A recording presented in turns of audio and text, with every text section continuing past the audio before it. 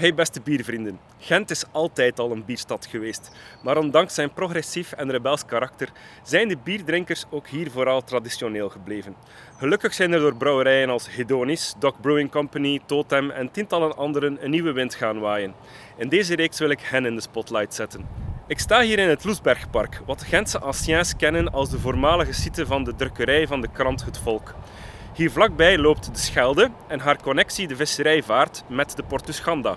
Al eeuwenlang brengt die haven reizigers en nieuwe inwoners naar deze multiculturele stad. Een instroom van goederen, culturen en ideeën langs die stroom. En het is dat idee dat de ruggengraat van de nieuwste brouwerij van de stad vormt. Een plek om het volk samen te brengen. Het kruisbestuiven van culturen, zowel gisten als mensen, en nieuwe ideeën over bier te stimuleren. De rest van deze video is in het Engels.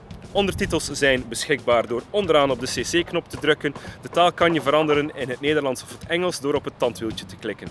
Dan neem ik jullie nu mee naar de nieuwste brouwerij, Stroom.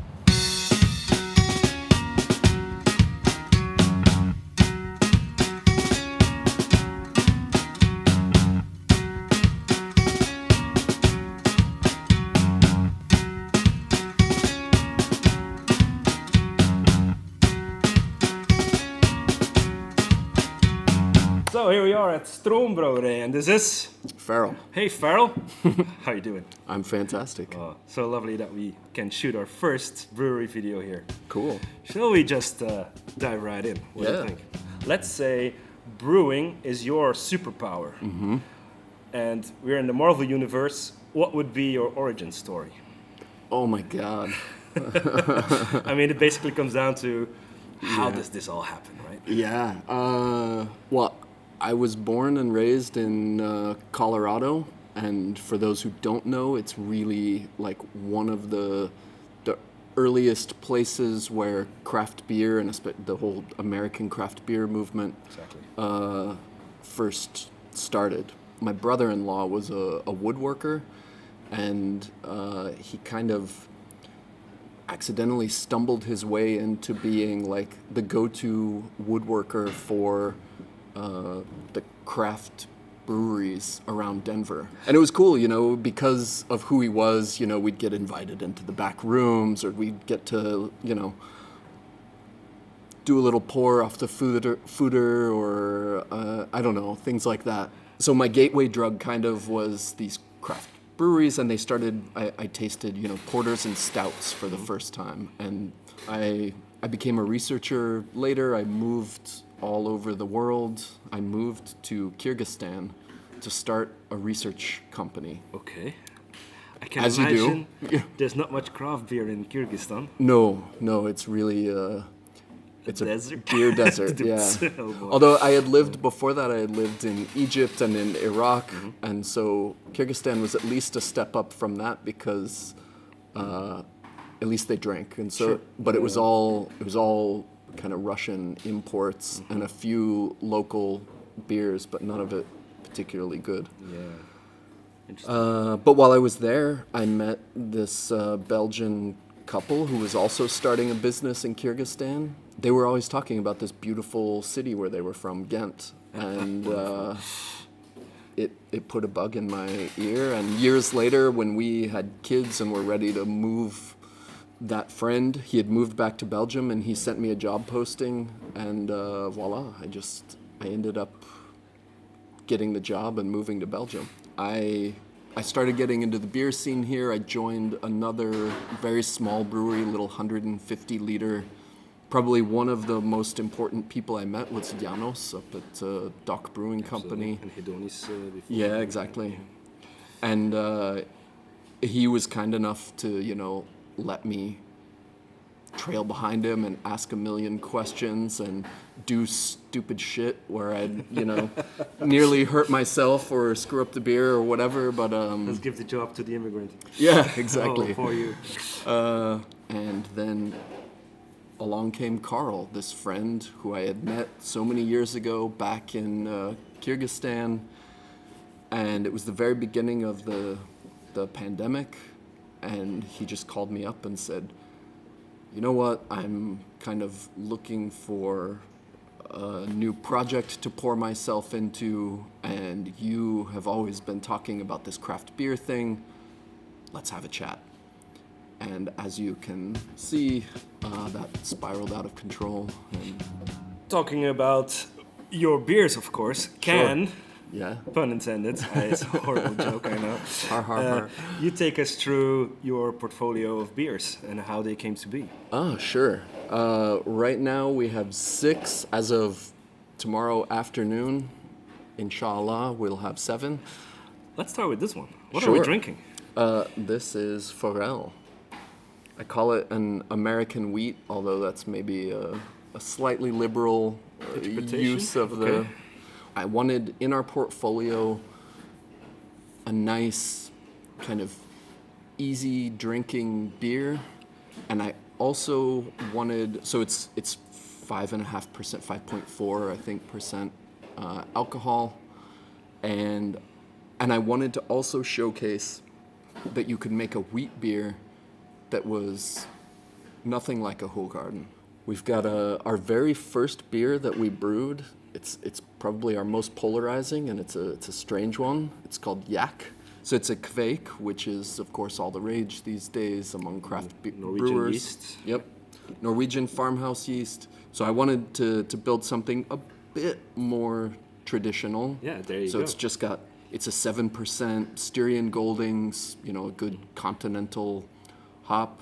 But then to screw everything up and make it weird, we dumped in Sichuan peppercorns, and holy shit, does it transform the beer. Absolutely, it's great. And I have to say, that first time we were brewing it and I was climbing up the ladder to dump all that Sichuan pepper into the fermenter, I thought, like, what the hell am I doing? Like, am I ruining a perfectly good beer? But it came out good. It's interesting. And the Sichuan, indeed, it expresses itself not as like numbing, but really floral and really herbal. We've got Supreme, so that's our fruited sour. And with that one, I use this new Lacancea yeast. Philly Sour is kind of the trade name. And then we put a bunch of organic raspberries in there to top it off.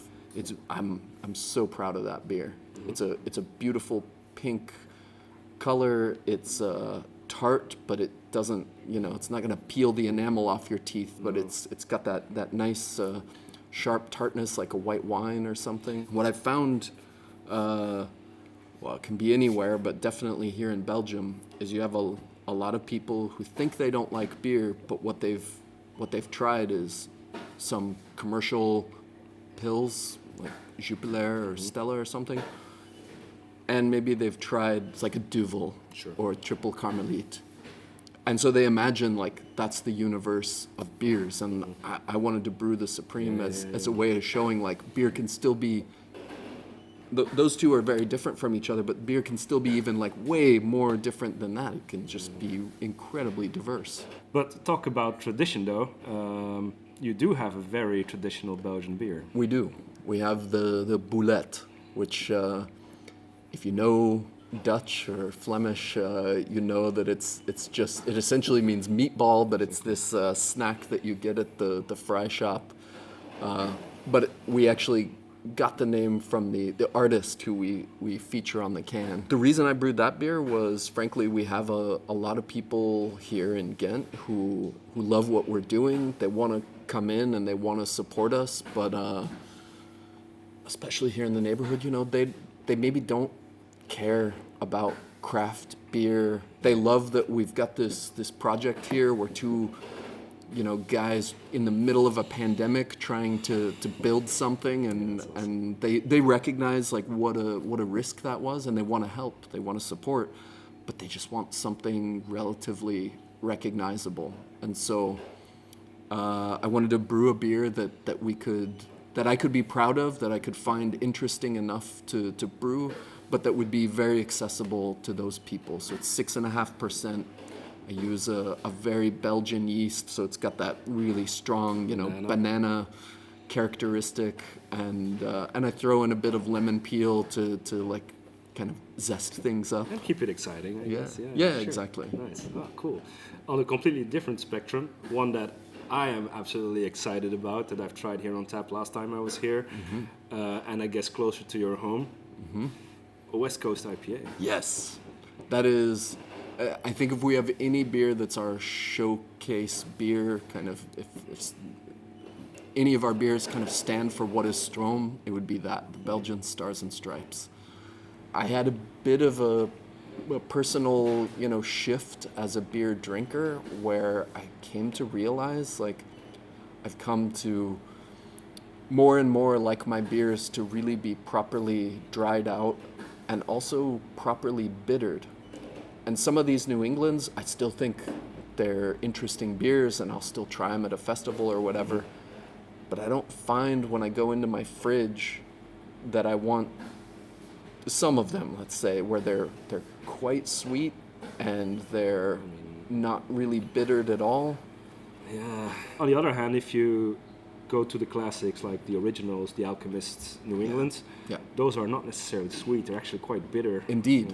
Absolutely. Yeah. And what I had just found was I was finding more and more of these thick, milky, syrupy beers, and so as my teeny little stand against it, I wanted to make one that captured, these amazing fruity hops and kind of expressed that hop character, but that still was properly dried out. Crushable, even. Yeah, crushable, exactly. Properly bittered. And also, I also wanted to demonstrate that a teeny little brewery like what we're doing here could make a really nice, clear beer. My objective with the house, as it's called, our stout, was, there's been this big movement for pastry stouts. What I found was I would look in my fridge and I'd realize, like, I had some of these beers that had been sitting there for a year. I hadn't touched them because, well, A, during the pandemic, there wasn't so much, like, social drinking.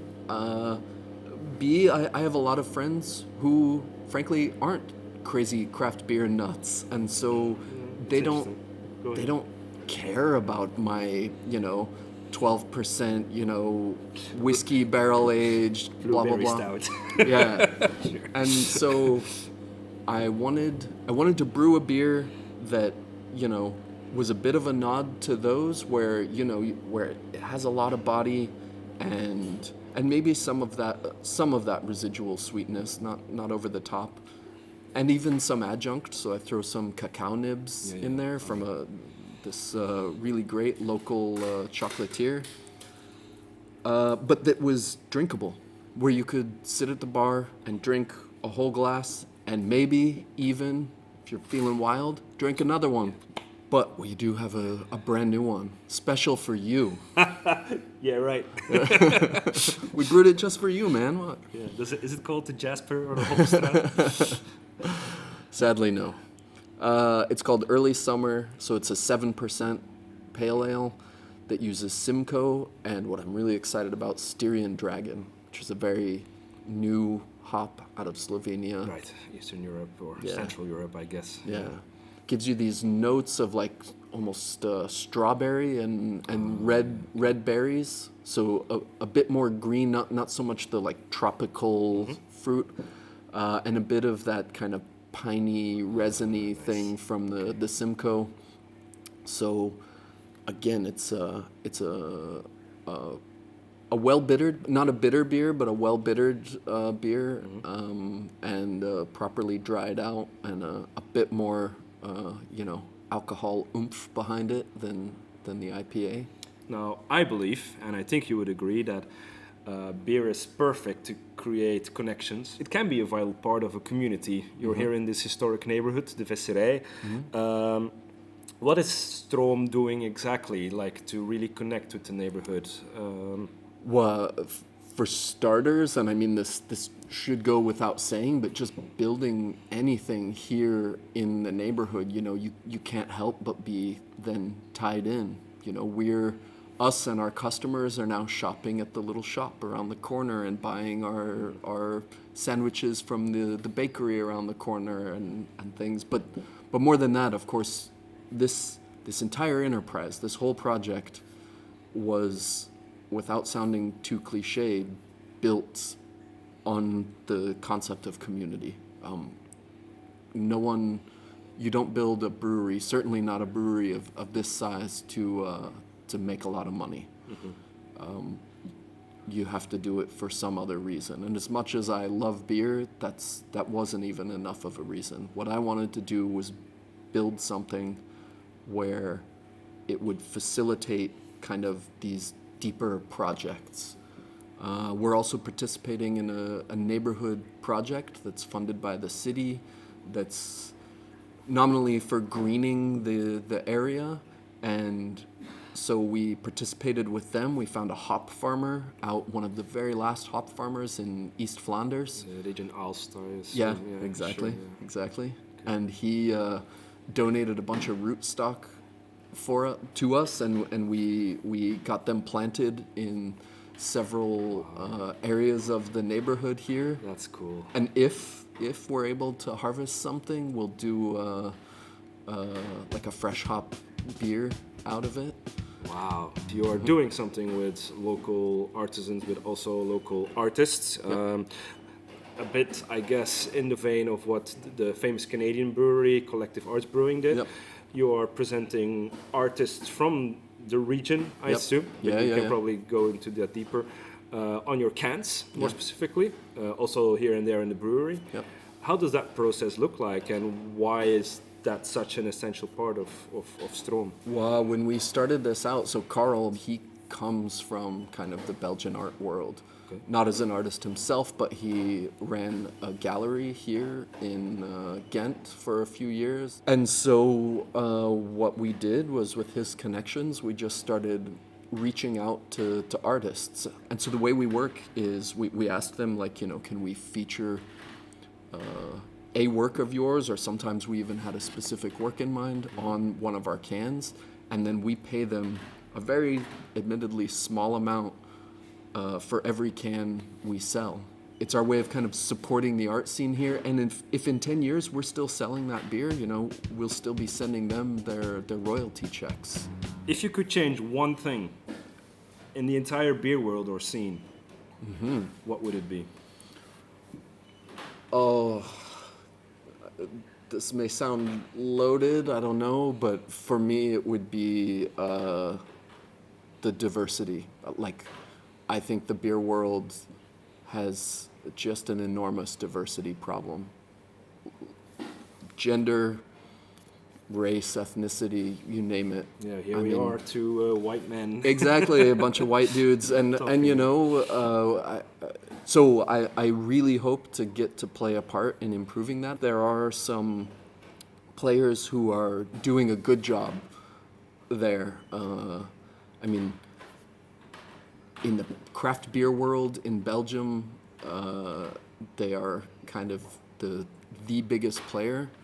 And so in a way, they should even be considered maybe our competition or something, but I have to really hand it to Brussels Beer Project. Of course, yeah. For they put their money where their mouth is. Like, you see women as brewers, women doing essentially every job that they have there, and you see people of color getting marketed to and getting included in their marketing and in their staff and whatever. And the beer world needs a lot more of that.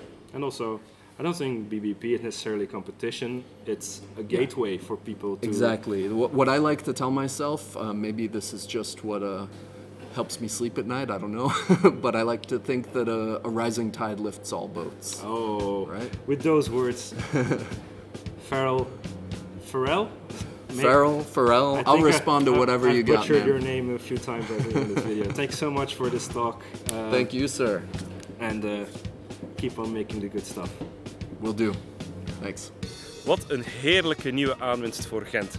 Zeker de moeite waard om eens te bezoeken of te proberen en te vinden bij de betere bierhandelaar. De openingsuren van de taproom van Stroom vind je in de omschrijving hier beneden. En terwijl je daar toch kijkt, druk gerust ook even op de like en de subscribe knop. Wil je meer brouwerijen van Gent ontdekken? Blijf dan ons YouTube kanaal in de gaten houden. Of boek een biertour door Gent op hoppestraat.be. Op diezelfde site kan je trouwens ook een fantastische bierproeverij boeken of je inschrijven op ons bierabonnement. Je kan ons uiteraard ook nog steeds vinden op Facebook en Instagram. Linkjes vind je ook beneden deze video. Ik zie je daar of hier met meer lekker bier. Ciao! Want ik hop in de